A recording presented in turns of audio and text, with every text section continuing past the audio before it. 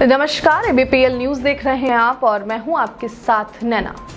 देवभूमि उत्तराखंड में काफल नाम का एक फल पैदा होता है जो कई तरह के गुणों से युक्त होता है और आसानी से लोगों का ध्यान अपनी ओर खींचता है। इस फल के पीछे एक बहुत ही भावपूर्ण कहानी है जिसे सुनकर आपकी आंखों में आंसू आ सकते हैं। कहा जाता है कि काफल मानव शरीर को हमेशा जवान और फिट रखता है। उत्तराखंड के एक गाँव में एक गरीब महिला अपनी छोटी बेटी के साथ रहती थी। दोनों ही एक दूसरे का सहारा थे। थोड़ी सी जमीन ही उनके लिए कमाई का एकमात्र जरिया थी जिससे उनका गुजारा मुश्किल से हो पाता था। गर्मियों में जब बेर के फल पक जाते थे तो महिला बहुत खुश हो जाती थी क्योंकि उसे आय का एक और बेहतर स्रोत मिल जाता था। इसीलिए वो जंगल में चली जाती थी और एक बाल्टी भर काफल तोड़कर बाजार में बेचती थी ताकि परिवार की परेशानियां कम हो सके। एक बार ऐसा हुआ कि सुबह के समय महिला एक बाल्टी भर काफल घर लेकर आई क्योंकि उसे अपने जानवरों के लिए कुछ चारा लेने जाना था और उसने शाम को अपने फल बेचने की सोची थी। उसने अपनी बेटी को बुलाया और उसे फलों पर नजर रखने और जंगल से लौटने तक उन्हें ना खाने के लिए कहा। उसने छोटी लड़की से ये भी वादा किया कि जंगल से लौटने के बाद वो उसे एक बार खाने के लिए काफल जरूर देगी। अपनी माँ की बातें सुनने के बाद मासूम लड़की ने फलों पर नजर रखना शुरू कर दिया।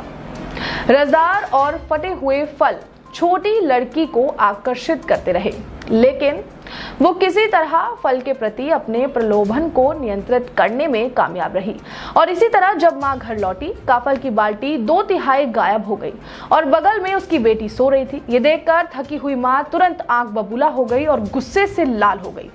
उसे लगा कि बेटी को फल ना खाने की चेतावनी देने के बाद भी उसने 2/3 काफल खा लिए और देखते ही देखते गुस्साई माँ ने जंगल से लाई घास के गठरे को फेंक दिया और पीठ पर एक जोरदार मुक्का जड़ दिया। मुक्का इतना जोरदार था और क्रूर था कि छोटी लड़की सोकर कोमा की स्थिति में चली गई। अपनी बेटी की हालत देखकर महिला ने अपने शरीर को हिलाकर छोटी लड़की को होश में लाने की कोशिश की, लेकिन असफल रही। छोटी लड़की की मौत हो गई। अपने बच्चे को इस तरह मरते देख माँ पूरे दिन सिसकियां लेती रही। थोड़ी देर बाद जब महिला की नजर बाल्टी पर पड़ी तो उसे एहसास हुआ कि सूरज की तेज रोशनी और उसकी गर्मी के कारण फल नीचे गिर गए और शाम की हवा के कारण फल फिर से खिलकर ताजा हो गए।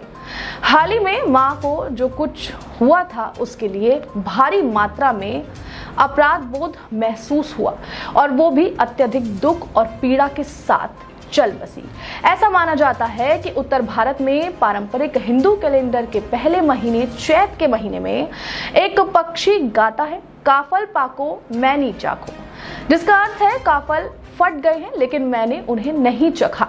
जिस पर एक अन्य पक्षी जवाब देता है, पुर्रे पुट्टी पुर्रे पुर, जिसका अर्थ है वो पूरे हैं बेटी, वो पूरे हैं। यह हृदय स्पर्शी कहानी न केवल हृदय को छूती है बल्कि उत्तराखंड में काफल के महत्व को भी रेखांकित करती है। आज भी गर्मी के मौसम में कई परिवार जंगल से काफल तोड़ कर लाते हैं और उसे बेचकर अपना जीवन यापन करते हैं। कुमाऊं के मधुर लोक गीतों में काफल को देवताओं का फल भी बताया गया है।